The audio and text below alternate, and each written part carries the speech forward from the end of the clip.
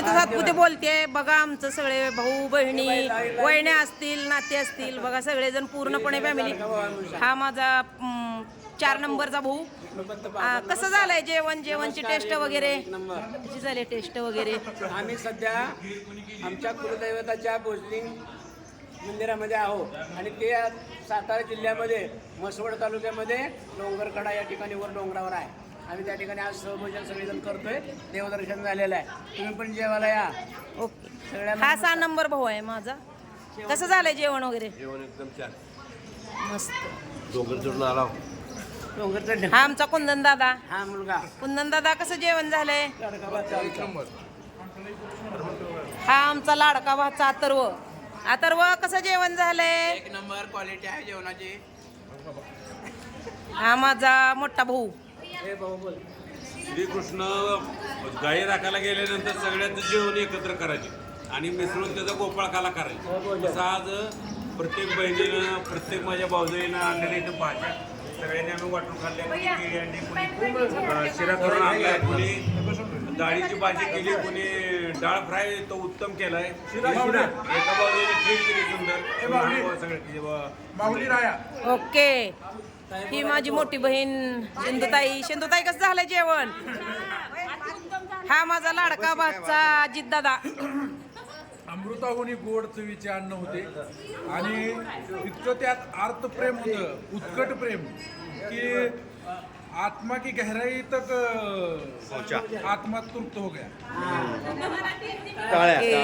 टाळ्या झाल्या पाहिजे. ही माझी 5 नंबरची लाडकी वहिनी आणि ही माझ्या मामाचीच मुलगी आहे.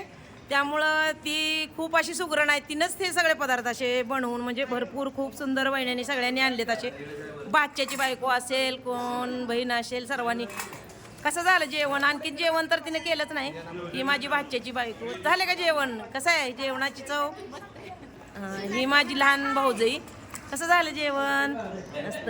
ही माझी लाडकी पिल्लू नात माझी बघा. पेगूचं नाव काय सांग पेगू पूर्ण. प्रेरणा आहे माझी लाडकी प्रेरणा. कसं झालं जेवण. ही माझी ज्ञानेश्वरी कसं झालं जेवण. आणि ही माझी लाडकी भाची डॉक्टर.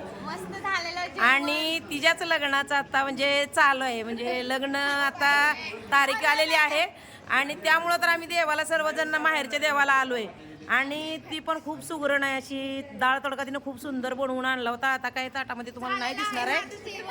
आणि कसं वाटलं जेवणाचं. आणि ही माझी लाडकी नात पिल्लू. नाव सांग तुझं. आदिती जेवण कसं झालंय.